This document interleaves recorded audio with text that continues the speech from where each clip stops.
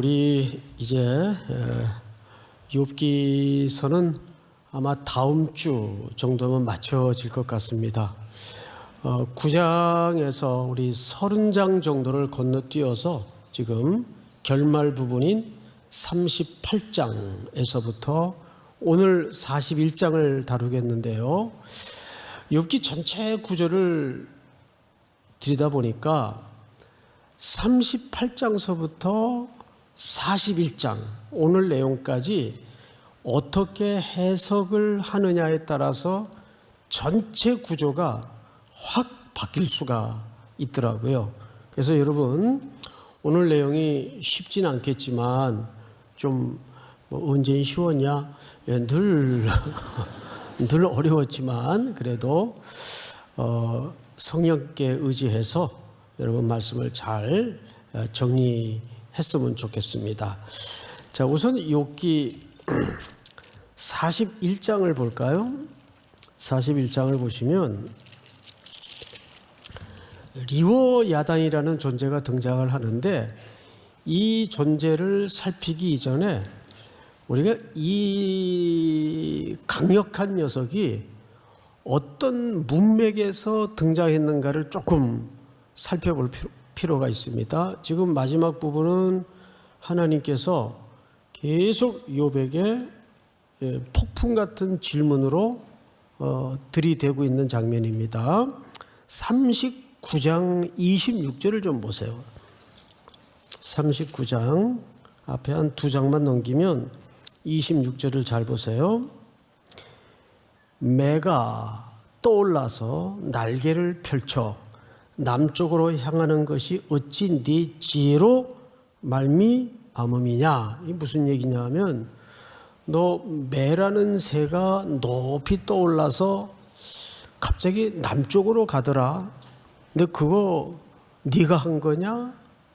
남쪽으로 갈지 너 알았냐? 그 질문하는 거예요. 그걸 욥이 어떻게 알아요? 또 두 번째 질문입니다. 27절 한번 같이 읽어볼까요? 시작. 독수리가 공중에 떠서 높은 곳에 보금자리를 만드는 것이 어찌 내 명령을 따름이냐. 독수리가 높이 날아서 바위 틈이나 높은 곳에 자기 보금자리를 만들죠. 그러면 그건 네가 명령한 거니? 묻는 거예요. 말이 안 되죠. 그러니까 여기서 욥에게 계속 자각시키는 하나님의 수순이 뭐냐 하면 너는 알 수도 없고 할 수도 없는 일들이 세상에 너무 많다. 내 창조의 영역 속에. 그리고 지난주 우리는 폭풍우 속에 행하시는 하나님의 기이한 일에 대해서 설명을 들었었습니다. 예를 들면 시편 107편을 통해서 이런 설명을 기억할 겁니다. 우리 인생이라는 존재는 마치 큰 풍랑이 있는 바다에서 생활하는 자와 같은데 때로는 바다를 잘 봐라. 파도가 저 높은 곳까지 올라가요. 그리고 또 밑으로 바다 밑까지 내려갑니다. 거기 인생이라는 배가 얹어져 있다고 한번 생각을 해보세요. 파도가 칠 때는 바람이 불어서 배가 파도 끝에 서요. 그리고 또 밑으로 곤두박질을 합니다. 그러면 이 속에서 인생은 정신이 혼미하고 마음이 녹아내려서 죽는다고 소리치고 비명을 질러댈 때 또 한때는 거울 위를 미끄러지는 것처럼 배가 평온하게 이래도 되는 걸까 싶을 정도로 아무 근심, 염려, 걱정 없이 배가 쫙 가요. 근데 이 작용, 풍우가 대작하는 이 작용을 누가 하냐 하면 하나님이 하시는데 그 주권이 그분께 있다는 거예요.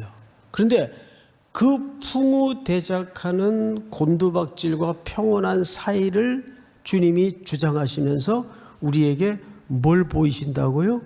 주의 기이한 일을 보이신다고요.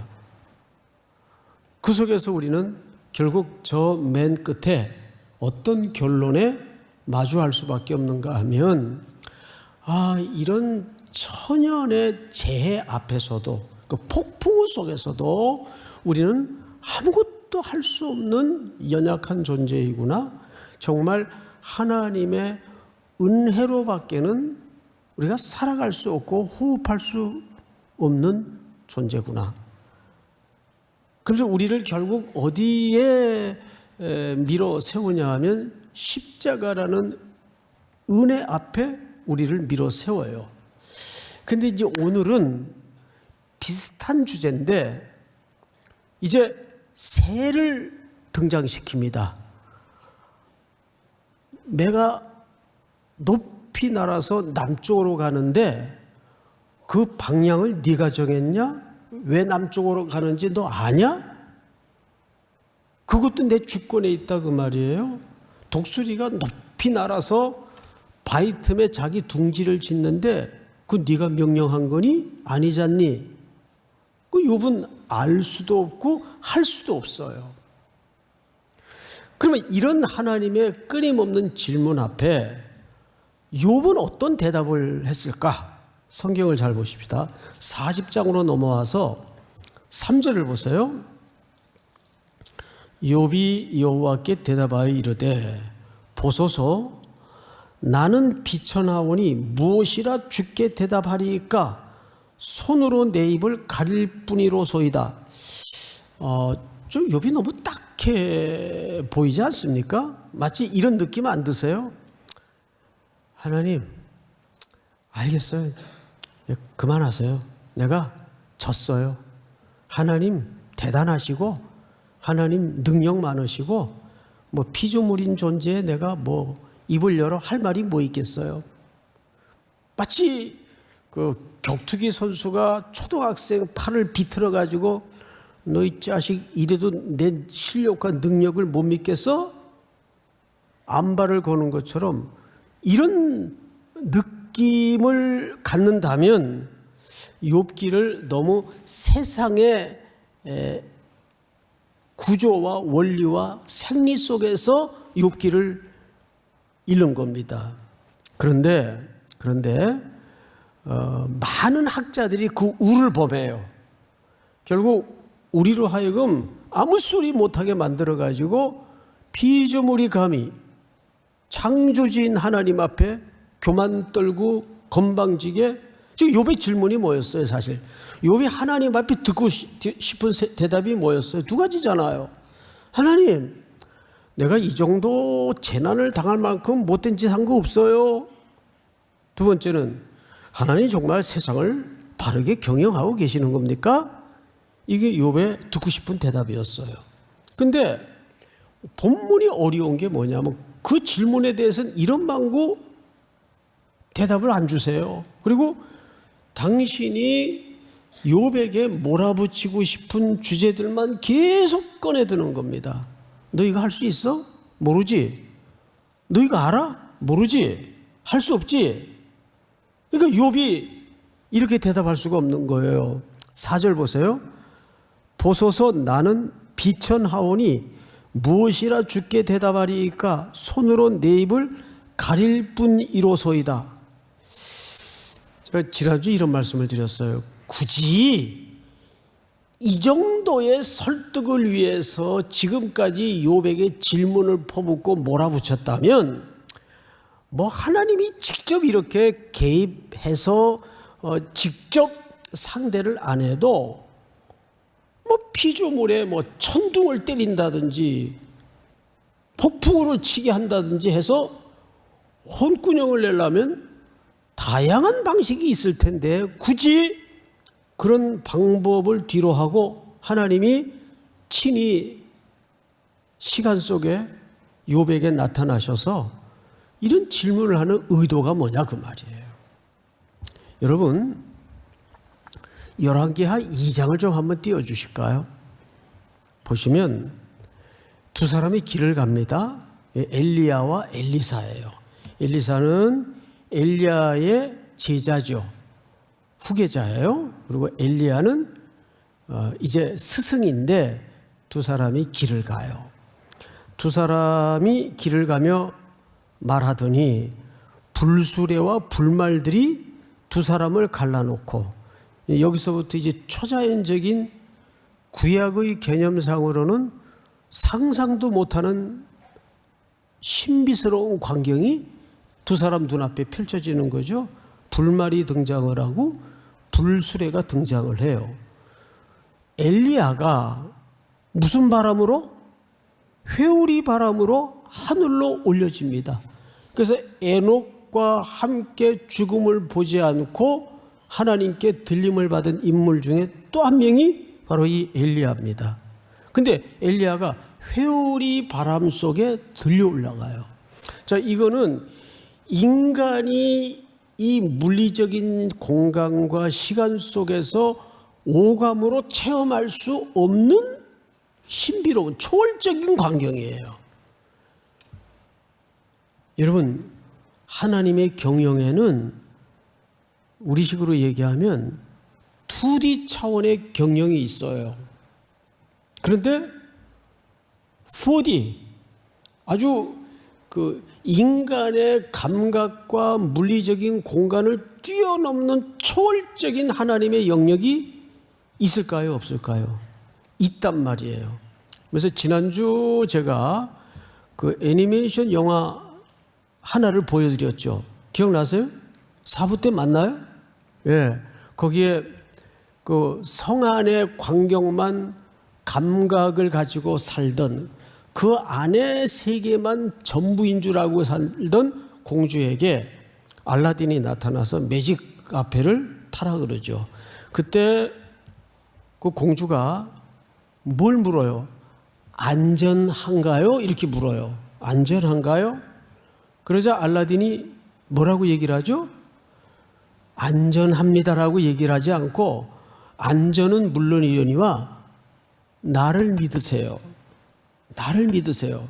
그래서 그 매직 카페에 올려가지고 자기가 지금까지 성 안에서만 경험했던 세계하고는 완전히 다른 차원의 그 총총 박힌 그 은하수, 또 어마어마한 뉴 월드를 공주에게 보여주는 거예요.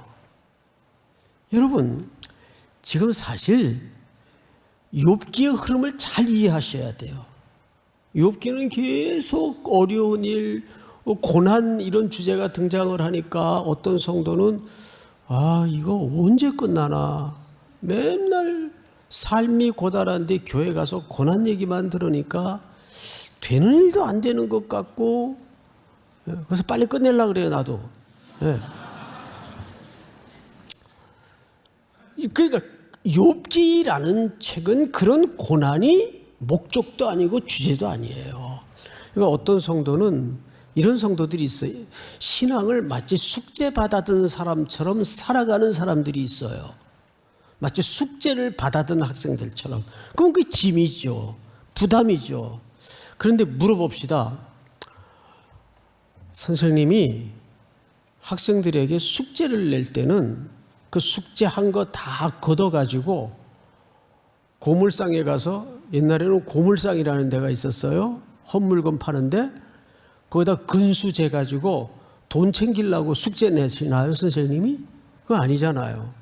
선생님이 숙제를 낼 때는 숙제 자체의 목적을 두고 내는 법이 없어요. 학생들은 그 숙제를 받아들면 그 숙제를 풀어내느라고 밤늦도록까지 엄마한테 야단을 맞아가면서 끙끙거리고 비지땀을 흘리고 씨름하는 가운데 숙제 자체보다는 자기도 모르게 그게 반복이 되다 보면 누가 커요? 학생이 잘하는 거예요. 그래서 선생님만큼 되고 오히려 선생님보다 더 뛰어난 인물이 되죠. 그러니까 숙제라는 개념은 그런 거지, 우리에게 부담감과 짐으로 얹어지는 숙제는 없습니다. 그래서 늘 인생이라는 숙제는 사실 그 사람이 갖고 있는 실력보다 조금 버겁게 늘 주어지는 법이에요. 그러니까 신앙생활을 가만히 더듬어 보세요. 갈수록 길이 널널해지고 탄탄대로로 그런 신앙생활은 없어요. 항상 자기가 풀기에는 늘 끙끙거리고 버겁고 하는 숙제가 그 사람의 실력을 탄탄하게 만들고 키우기 때문에 늘 버둥거리게 숙제를 내는 법입니다. 그런데 중요한 것은 그 숙제 자체에 하나님이 목적을 두신 적은 없어요. 그 너머를 봐야 돼요. 오늘 본문도 마찬가지예요. 욥의 팔을 비틀어 가지고 숨도 못 쉬게 만들어서 너 이래도 창조주인 내게 까불래? 함부로 입 열래? 뭐 통치를 똑바로 하고 있냐고? 그러면서 하나님께서 욥에게 정말 보여주고 싶은 것이 뭘까? 여러분, 그 경영애로 우리가 시선을 돌려야 되는데, 그러면서 40장에 우리가 스킵하고 지나갔지만 중요한 존재 하나가 소개됩니다. 15절 보세요. 15절 보시면 제가 읽겠습니다. 이제 소같이 풀을 먹는 베헤못을 볼지어다 내가 너를 지은 것 같이 그것도 지었느니라. 이 베헤못은 풋노트에 보면 뭐라고도 부를 수 있다고 되어 있죠? 예, 하마. 근데 학자들마다 이 부분에 대해서 해석이 너무 다르기 때문에 그냥 퉁쳐가지고 어떻게 이해를 하면 거의 틀리지 않는가 하면 지상에서 제일 막강한 어떤 존재를 얘기합니다. 그거를 코끼리라는 학자도 있어요. 또 하마떼, 이게 복수죠. 하마떼로 보는 학자도 있어요. 그러니까 이 지상의 존재하는 피조물 가운데 가장 강력한 녀석이에요. 그런데 여기 기하말 표현 하나가 눈에 띄는데 뭐냐 하면 15절 잘 보세요. 이제 소같이 풀을 먹는 베못을 볼지어다 내가 너를 지은 것 같이. 여기 너는 누굽니까? 욥이죠. 욥아, 너 베못 알지? 그 베못이라는 그 강력한 녀석도 내가 너를 창조하는 것처럼 내가 그 존재를 창조했단다? 이렇게 설명하는 거예요. 또 다음 장을 넘겨서 41장 1절을 보세요.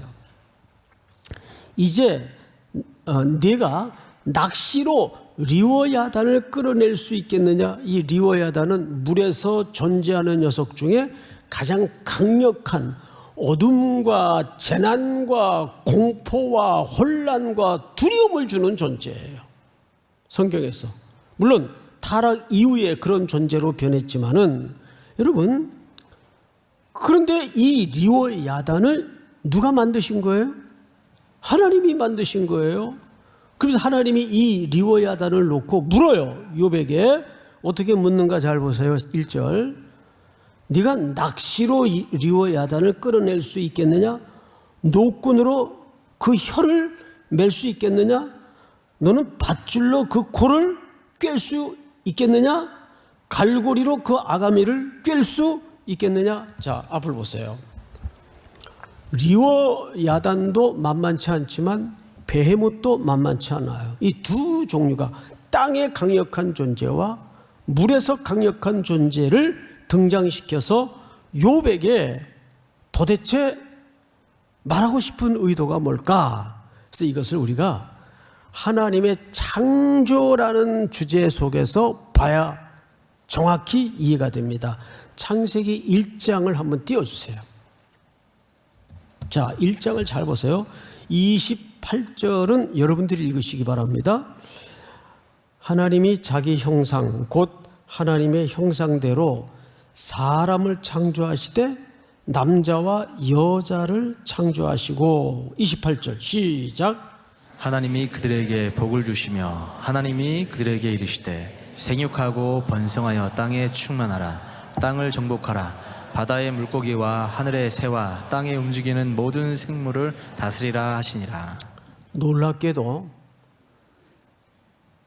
여러분, 우리가 리워야단과 베헤못이라는 존재를 딱 하나님에 의해서 비교를 당해보니까 그런 강력한 놈들에 비해서 인간이 대단해요? 아무것도 아니에요? 예? 아무것도 아니죠. 얼마나 인간이 겁많고 연약한 존재예요.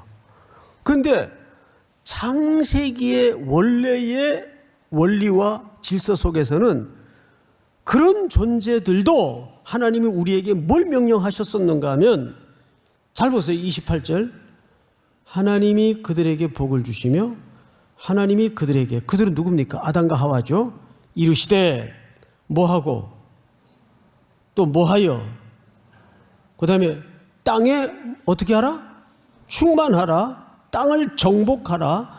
바다의 물고기와 하늘의 새와 땅에 움직이는 모든 생물을 어떻게 하라? 우리가 어떻게 그렇게 해요?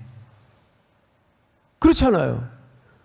세상에 가장 강력한 땅의 어떤 존재의 상징인 베헤못, 바다에서 가장 강력한 존재인 리워야단을 등장시켜서 하나님이 욥에게 폭풍 같은 질문을 던지니까 욥이 할 수도 없고 알 수도 없는 존재들이에요. 근데 성경은 오늘 창세기 1장 28절에서 뭐라 그래요? 정복하고 충만하고 생육하고 번성하고 다스리라 그래요. 어떻게 우리가 해요? 자, 여기에 아주 중요한 하나님이 욥에게 말하고 싶은 질서가 있어요. 그게 뭐냐 하면 고린도전서 1장을 한번 같이 읽으면서 설명을 좀 들어보십시다. 하나님의 경영 방식에 대해서 우리가 조금 같이 보도록 하십시다. 고린도전서 1장. 형제들아, 너희를 부르심을 보라. 육체를 따라 지혜로운 자가 많지 아니하며 능한 자가 많지 아니하며 문벌 좋은 자가 많지 아니하도다. 다음 절 시작. 그러나 하나님께서 세상에 미련한 것들을 택하사 지혜 있는 자들을 부끄럽게 하려 하시고 세상에 약한 것들을 택하사 강한 것들을 부끄럽게 하려 하시며. 다음 절. 하나님께서 세상에 천한 것들과 멸시받는 것들과 없는 것들을 택하사 있는 것들을 패하려 하시나니 이는 아무 육체도 하나님 앞에 자랑하지 못하게 하려 하심이라. 여기까지 끊고 갑시다. 이것이 이 세상에서 신비스럽게 하나님이 일하시는 방식이에요. 이것이 가장 절정으로 나타났던 하나님의 세상을 경영하시는 방식이 가장 꽃피워졌던 현장이 어디입니까? 십자가 사건이에요. 가장 낮은 몸을 입히셔서 가장 치욕스러운 신분으로 내리셔서 십자가의 가장 무기력한 방법으로 죽으시더라 그 말이에요. 그런데 그 무의미한 것 같고 정말 처절하게 실패한 것만 같았던 그 십자가의 현장을 통해서 이 땅에 하나님의 택한 백성들을 향한 인류의 구원이 꽃피워지고 구원이 일어납니다. 그래서 예수님은 뭐라 그랬어요? 하늘의 미랄이 땅에 떨어져 어떻게 하면? 죽으면. 아니 죽었는데 어떻게 열매가 나요? 이 기독교의 역설이에요. 항상 하나님은 이 땅의 백성들에게 이 땅의 교회를 통해서 이 질서를 조금도 건드리지 못하게 흐트러뜨리지 못하게 계속 강조하십니다. 그런데 오늘 성도들이나 오늘 교회들은 이 매력을, 이 능력을 잃어버리고 말았어요. 교회도 많이 모이는 교회가 좋은 교회인 양 숫자의 우상에 매달려 있어요. 또 그 교회가 재정이 얼마나 확보되어 있느냐가 그 교회의 실력인 양, 이게 다 어디 사고방식입니까? 이것이 힘과 힘으로 맞서는 세상의 방식이에요. 이런 고지론적인 개념이 우리 성도들의 의식 구조에도 얼마나 깊게 천착해 있고 들어와 있어요. 네가 세상의 0.1%가 돼야 세상이 예수 믿는 사람에게 설득을 당하고 하나님이 영광을 받으시는 거야. 그러면 십자가는 어떻게 설명하려고 그래요? 예? 그러면 십자가는 어떻게 설명하려고 그래요? 그건 설명이 안 되잖아요. 그런데 오늘날 이 세속의 원리마저 교회 안에 들어오고 우리 성도들의 가슴 한복판에 들어와서 우리도 힘을 갖고 우리도 세력을 갖고 우리도 숫자를 확보하고 우리도 능력을 재충전해서 세상에 이 혼란스러운 어둠의 권세 잡은 자와 같은 리워야단과 힘과 힘으로 맞서야 된다는 거예요. 우리의 싸움은 혈과 육이 아니라 그랬어요. 그건 세상이 하는 방식이에요. 하나님이 지금 욥에게 그걸 묻고 싶은 거예요.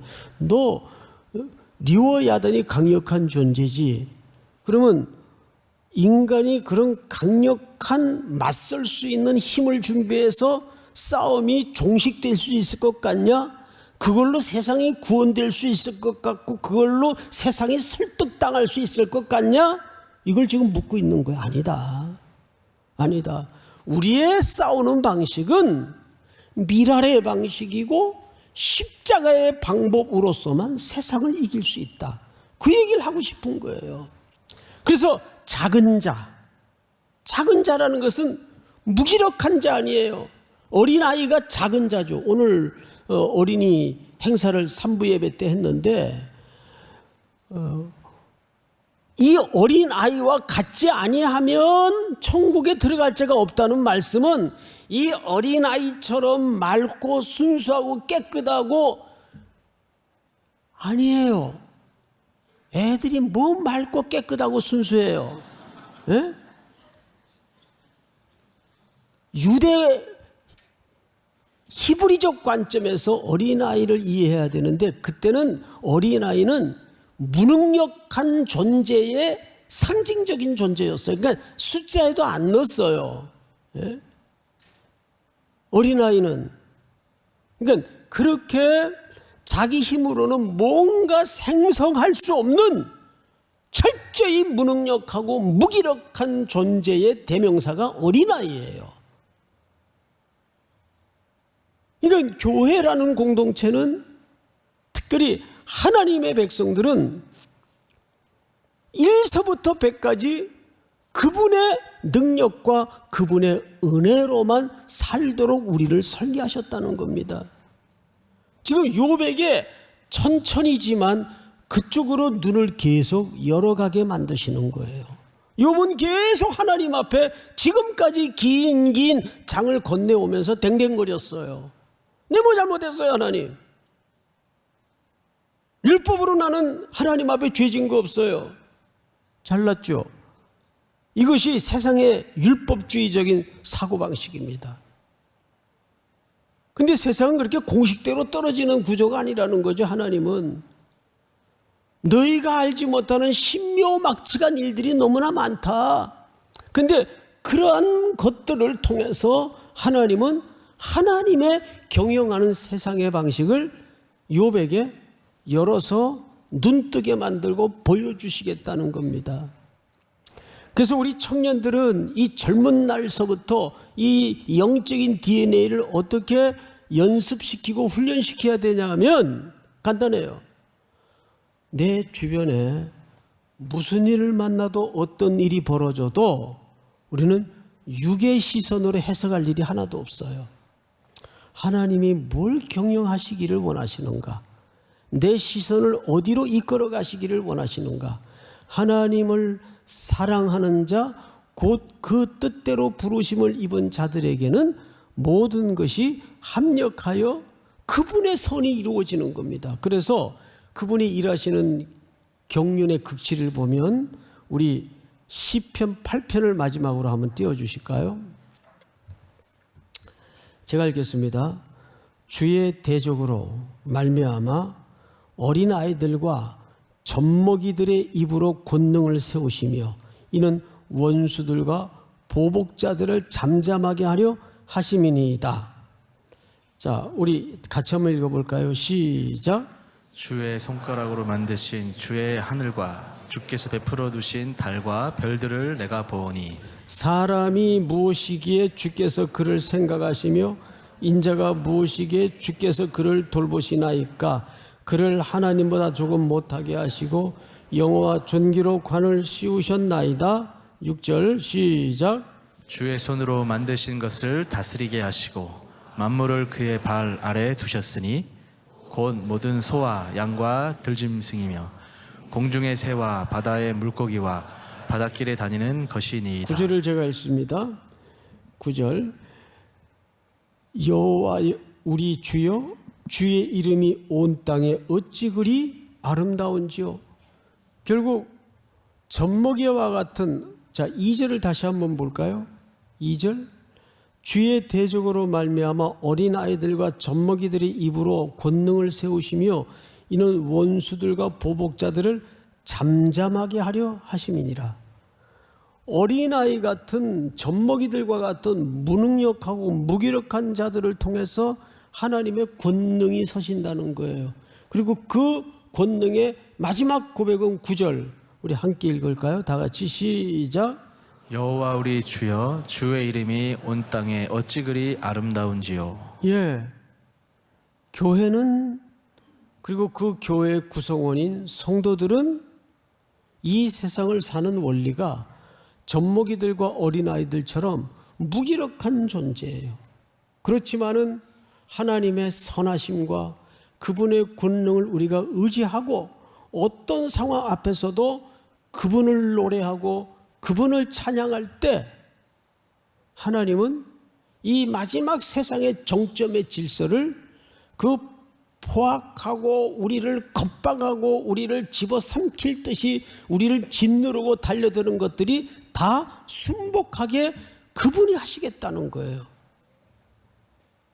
그래서 우리 찬송가 가운데 그런 찬양이 있죠. 예수 예수 믿는 것은 받은 증거 많도다. 받은 증거가 뭐예요? 하나님께서 내게 능력을 많이 가져다주는 그런 능력의 차원이 아니라 받은 증거라는 것은 그분께 의지하는 싸움이에요. 믿습니까? 오늘도 내가 약할 때 곧 그때가 강함이라는 말씀에 진의를 다시 한번 한 주간에 부딪히는 수많은 문제 앞에서도 순종해내고 증명해낼 수 있는 우리 청년들이 될 수 있기를 축복합니다. 지금은 우리 구주 예수 그리스도의 은혜와 하나님 우리 아버지의 높고 깊으신 사랑하심과 성령님의 교통하심이 오늘 머리 숙여 경배를 드리며 다시 한번 십자가의 원리에 붙들리기를 소원하는 귀한 우리 사랑하는 청년들 머리 위에 해외 군에 멀리 출타해 있는 가족들 복중의 생명까지 영원토록 함께 있을지어다. 아멘.